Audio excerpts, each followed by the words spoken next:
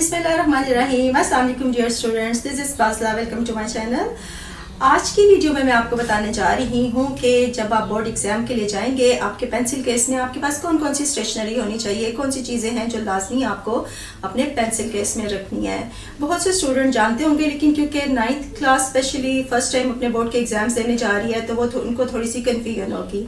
तो ये specially 9th class के स्टूडेंट्स के लिए है जो वो भी नहीं जानते कि उन्हें अपनी स्टेशनरी में क्या क्या चीज़ें ऐड करनी है।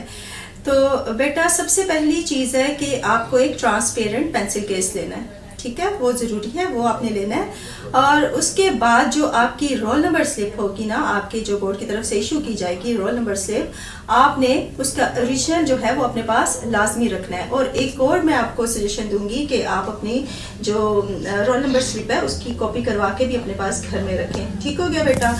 सेकेंडली बेटा, आप लोगों के पास जो इंक पेन है वो लाजमी होना चाहिए, और मैं आपको सजेस्ट करूंगी कि इंक पेन आप वही रखें जो कि आप पूरा साल या कुछ महीनों से आप यूज़ कर रहे हो, क्योंकि आपके हाथ भी यूज टू होंगे उससे काम करने के लिए और आप फ्लुएंटली जो है अपना पेपर उससे कर सकेंगे।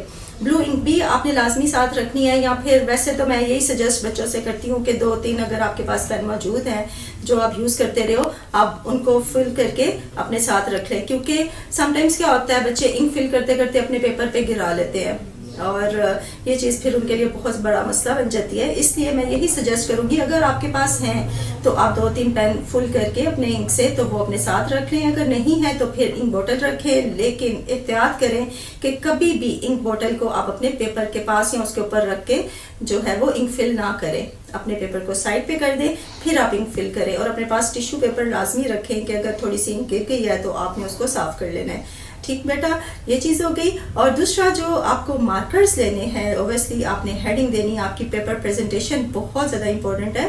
बोर्ड में अगर आपने बोर्ड एग्जाम्स में मार्क्स लेने हैं बेटा, तो आपको अपनी प्रेजेंटेशन बहुत अच्छी करनी है। उसके लिए ओबियसली आप मार्कर्स भी यूज़ करोगे। मार्कर्स में 604 एंड 605 नंबर के जो मार्कर्स है ना, वो आई थिंक डॉलर के हैं, वो आप लेकर तो अपने पास लाजमी रखें। ठीक हो गया बेटा। और एक सिंपल ब्लू मार्कर भी अपने पास रखें। ठीक है बेटा। 604 और 605 में आप ब्लैक मार्कर्स भी पास रख सकते हैं। वो आपके कहाँ काम आएंगे, ये सारी बातें मैं आगे प्रेजेंटेशन जब आपको दिखाऊंगी और बताऊंगी तो मैं इसकी डिटेल भी बताऊंगी कि ये मार्कर्स आप कहाँ कहाँ पर यूज़ करोगे। ठीक बेटा, ये आपके मार्कर्स हो गए, आपका पेन हो गया, इंक हो गई। उसके बाद आपको एक स्केल भी पास रखना है।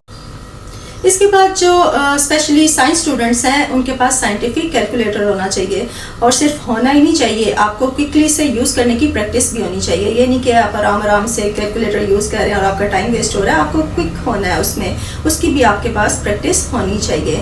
ठीक हो गया बेटा। अब ये सारी चीज़ें थी जो कि आपके पेंसिल केस में मौजूद होनी चाहिए। अब नेक्स्ट वीडियो में मैं आपको बताऊंगी कि आपको पेपर प्रेजेंटेशन कैसे करनी है, और जो सारी स्टेशनरी स्पेशली जो मैंने आपको मार्कर्स बताए हैं वो आपने कहाँ कहाँ पर यूज़ करने हैं। So take good care of yourself. अल्लाह हाफिज़।